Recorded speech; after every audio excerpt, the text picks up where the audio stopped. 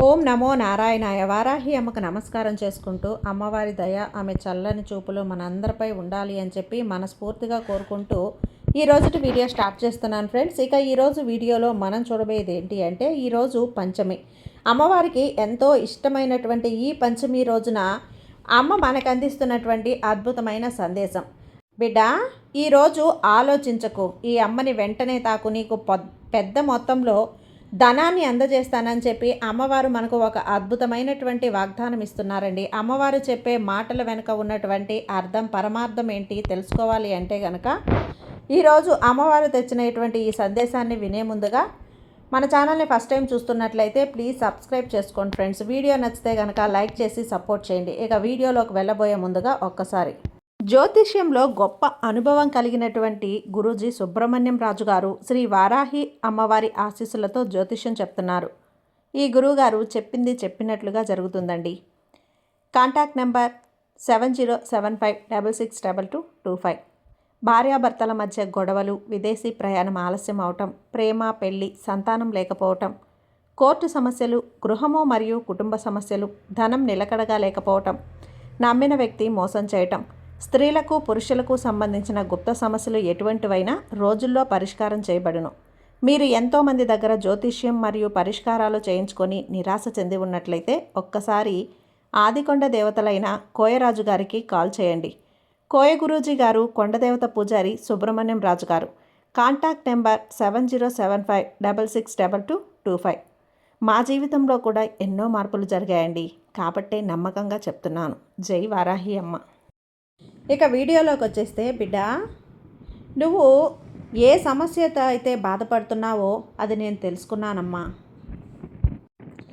ఈ ధైర్యాన్ని ఇచ్చే ఒక వాగ్దానం నీకు ఇస్తున్నాను. ఎన్నో బాధలు, ఎన్నో కష్టాలు పడి జీవితంలో సగం అనేది గడిచిపోయింది. ఇక మిగతా సగంతో కూడా సంతోషాలు వస్తాయా అని చెప్పి నాకైతే నమ్మకం లేదని ఎంతగానో నువ్వు బాధపడుతూ ఉన్నావు. నన్ను కూడా బ్రతిమలాడుతూ ఉన్నావు. అమ్మా, నేను బ్రతకాలి అంటే ఇలా బాధలతో బ్రతకాల్సిందేనా? నా జీవితం అందంగా ఆనందంగా ఉండాలి అంటే సంతోషంగా ఉండదా తల్లి? నన్ను ప్రార్థిస్తూ ఉన్నావు కదా అమ్మా. సంతోషంతో అందరితోనూ నేను బ్రతకాలి, నేను ఏ సంతోషం చూసుకొని నేను ఆనందించాలి అని నాకంటూ మిగిలిందంటా నువ్వేనమ్మా అని చెప్పి నువ్వు నన్ను ప్రశ్నిస్తూ ఉన్నావు కదా బిడ్డ. అయితే చెప్తున్నాను వినమ్మా, ఈ మాటలన్నీ కూడా నీ కోసమే. నువ్వు ఎంతో మనసు విరిగిపోయి ఉన్నావు, కానీ నా మాటలు రావని నాకు తెలుసు బిడ్డ. నాకు తెలుసు కాబట్టే ఇప్పుడు ఈ వాగ్దానం నీ దగ్గరకు తీసుకొచ్చాను. నా మీద నువ్వు కోప్పడుతూ ఉంటావు. నేను ఎన్నోసార్లు నిన్ను ప్రార్థించానమ్మా, నేను తలుచుకోవటం లేదు, అయినా నాకు అన్నిటిని చూసి జాలి కలగటం లేదా అని. నన్ను నువ్వు కోపగించుకుంటూ నన్ను ఇలా అంధకారంలో వదిలేస్తావా అని. అయినా కూడా పర్వాలేదమ్మా, ఎందుకంటే తన బిడ్డల కోపంతో అన్న మాటల్ని, ఆవేశంలో అన్న మాటల్ని నేను తీసుకోను తల్లి. ఆ పడే శక్తి నాకనేది ఉంది. ఏ పిల్లకైనా కూడా ఉంటుంది. అదేవిధంగా నీకు కూడా ఉందిలే బిడ్డ. మళ్ళీ నన్ను అంటూ ఉంటావు కదా, ఏది ఏమైనా కూడా జరిగేది ఒకటి చెప్తాను విను జాగ్రత్తగా. జరుగుతున్నది కూడా చెప్తాను, జాగ్రత్తగా వినమ్మా. మొట్టమొదటగా నీకొచ్చిన కష్టం అనేది ఏదైతే ఉందో, నీ యొక్క బంధం విషయంలో, నీ భర్త విషయంలో చాలా ఇబ్బంది పడిపోతూ ఉన్నావు. నీకు నచ్చినట్లుగా ఉండడం లేదని చెప్పి, నీ మాట ఏది వినటం లేదని చెప్పి విన్నట్లుగా నటిస్తున్నారు. ఇలా అని ఎన్నో రకాల మాటలు అనేవి తన మీద నీకున్నటువంటి అనుమానాలు ఉన్నాయి. కానీ ఎన్ని అనుకున్నా, ఎన్ని రకాలుగా ప్రయత్నించినా, తనలో అప్పటికప్పుడు మారినట్లు కనిపిస్తున్నా కానీ తను చేసేది చేస్తూ ఉన్నాడు. ఏది కూడా నీ కోసం ఆగటం లేదని గమనిస్తూ ఉన్నావు కదా. ఇదంతా తెలుసుకొని మనసుని ఇంతలా పాడు చేసుకున్నావు. అవును కదా తల్లి, ఎందుకంటే తాను పట్టిన కుందేలుకి మూడే కాళ్ళు అనే స్వభావం మీ ఆయనది. అది నేను ఒప్పుకుంటాను. అంతేకాదు, తన భర్త ప్రవర్తన అనేది ఎలా ఉంటుంది అంటే, అసలు నీ మాట నేను ఎందుకు వినాలి? నా జీవితం నాకు నచ్చినట్లు బ్రతకాలి. ఏదో ఒక భార్య అంటే ఎప్పుడూ కూడా అలాగే గొడవ పడుతూ ఉంటుందా? అనవసరంగా నేను పెళ్లి చేసుకున్నానేమో అనవసరంగా అని చెప్పి నువ్వు ఒక రకంగా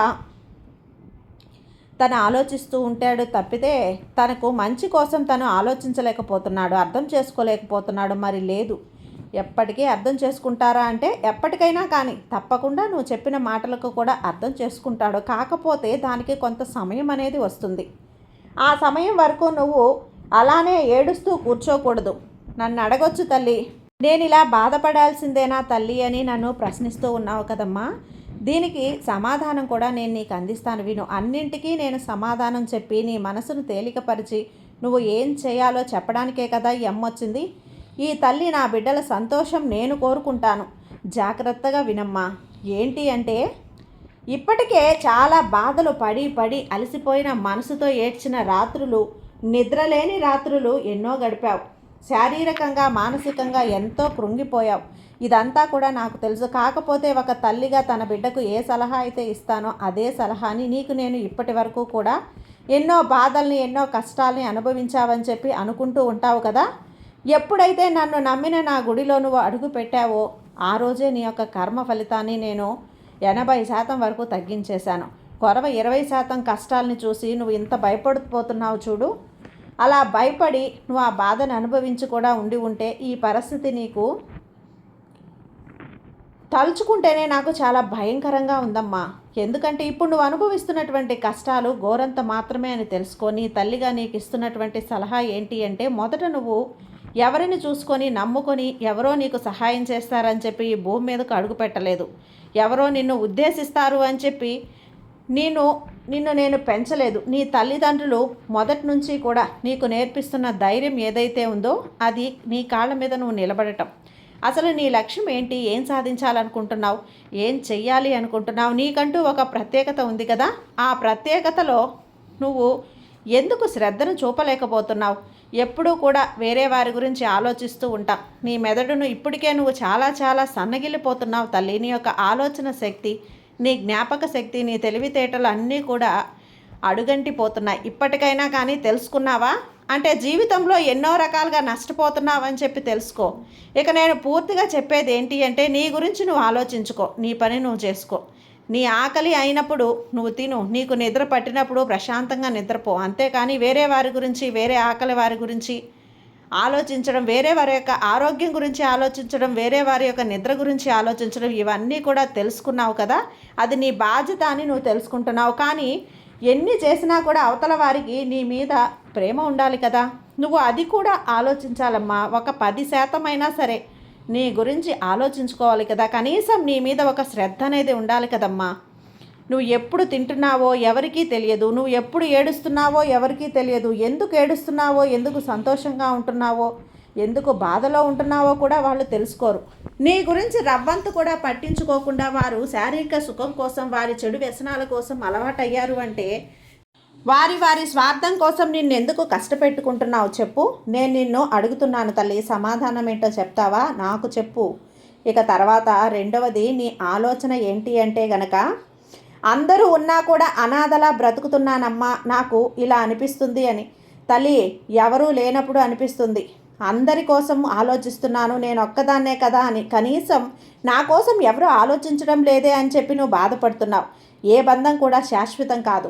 ఇక్కడ ప్రతి ఒక్క బంధం ఏవైతే ఉన్నాయో, ఒక బిడ్డకు తల్లి నుంచి బిడ్డ నుంచి భార్యకు, భర్తకు, భర్త నుంచి భార్యకు, తల్లిదండ్రుల నుంచి బిడ్డలకు, ఇలా ఎవరికైతే ఒకరి సంబంధాలు ఒకరికి ఉంటాయో ఇంతవరకు నేను ఒప్పుకుంటాను. ఒప్పుకోకపోయినా సరే ఇక అది అక్షరాల సత్యం అని చెప్పి తెలుసుకో. ఇక నేను మొత్తానికి చెప్పేది ఏంటి అంటే గనక, నీ బాధ్యతను నువ్వు నిర్వర్తించు. నీ బాధ్యత కోసం నువ్వు కష్టపడు. దానికోసం నువ్వు నష్టపోకు. ఎవరికో విలువ ఇవ్వలేదని, వారి కోసం ఎవరో నిన్ను గౌరవించలేదని, వారి కోసం నీ విలువను, నీ గౌరవాన్ని తగ్గించుకుంటావా? నువ్వు అనుకుంటూ ఉండొచ్చు, ప్రయత్నం చేస్తున్నానా, ఆ విషయం గుర్తించు. నీ ప్రయత్నం ఇప్పటికైనా మానుకోకపోతే జీవితంలో చాలా నష్టాలే చూడాల్సి ఉంటుందమ్మా. ఆ విషయం నేను హెచ్చరించి చెప్తున్నాను తల్లి. నీకు నేను మళ్ళీ మళ్ళీ చెప్తున్నాను, నీలో ఎన్నో రకాలైనటువంటి భావనలు, ఎన్నో రకాలైనటువంటి ఆందోళనలు, ఎన్నో రకాలైనటువంటి ఒత్తిడులు ఇవన్నీ కూడా ఉన్నాయి.